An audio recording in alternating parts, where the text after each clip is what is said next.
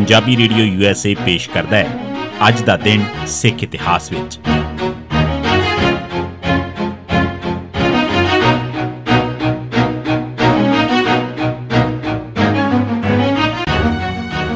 सिख इतिहास दीआं घटनावां च 22 अक्तूबर दा दिन 1761 लाहौर ते हमला करन दा मता पास।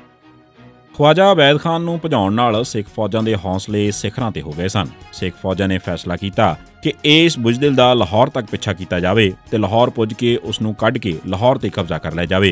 जद अवैध खान नूं पता लगा कि सिख उसदा पिछा कर रहे ने तां उसने शहर पुज के सारे दरवाजे बंद करवाते ते आप किले च वड़ के बैठ गया। इन्ने च सिख भी पहुंच गए। उन्हां ने शहर नूं चारे पासे तो घेर लिया। इस घेराबंदी नाल बाहरों अनाज आउणा बंद हो गया। छेती ही शहर दे लोग भुखे मरन लग पे ते उन्हां नूं बहुत मुश्किलां दा सामना करना पिया। 22 अक्तूबर 1761 दे दिन जदों सिख फौज शहर च दाखल होई तां शहर वासियां ने सिखां नूं जी आयां आख्या। इंज सिखां ने शहर ते मुकाबले तो बिना ही कब्जा कर लिया। इस तो बाद खालसा फौजां किले वल वधियां ते छेती ही किला भी सिखां दे कब्जे च आ गया। ख्वाजा अवैध खान सिखां नाल लड़दा होया मारिया गया। इस मगरों खालसा फौजां ने लाहौर किले तो जस्सा सिंह आलूवालिया नूं लाहौर दा हाकम ऐलान दिता। 1893 महाराजा दलीप सिंह दी मौत हुई। 22 अक्तूबर 1893 के दिन महाराजा दलीप सिंह की पैरिस के ग्रैंड होटल च मौत हो गई। इस वेले उसकी उम्र 55 साल की सी।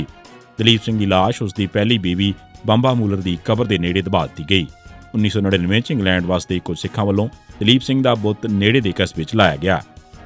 1909 आनंद मैरिज एक्ट पास होया।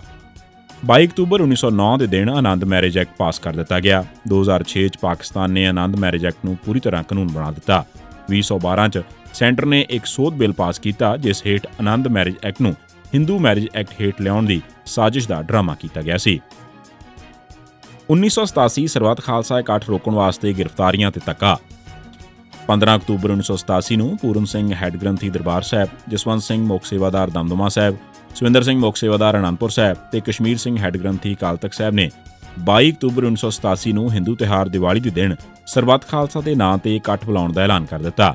सारे पासे खाड़कुआं दा बोलबाला होण करके सरकार ने 18 अक्तूबर नूं इन्हां चौहां चों 3 ग्रंथी गिरफ्तार कर लए। यानी पूरन सिंह दरबार साहिब विच ड्यूटी ते होण करके गिरफ्तार ना हो सके। सरबत खालसा दे नां ते बुलाए गए इकट्ठ नूं रोकण वास्ते सरकार ने अमृतसर च करफ्यू ला दिता।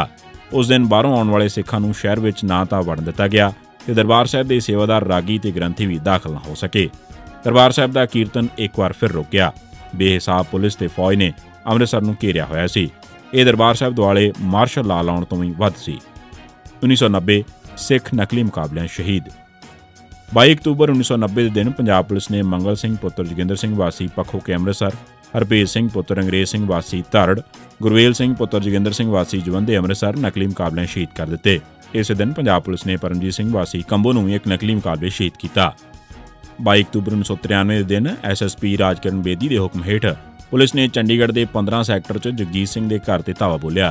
क्योंकि वह घर नहीं सी, इस करके पुलिस ने उसकी पत्नी रेशम कौर ते 8 महीने के बच्चे सिमरजीत सिंह नूं चुक लिया।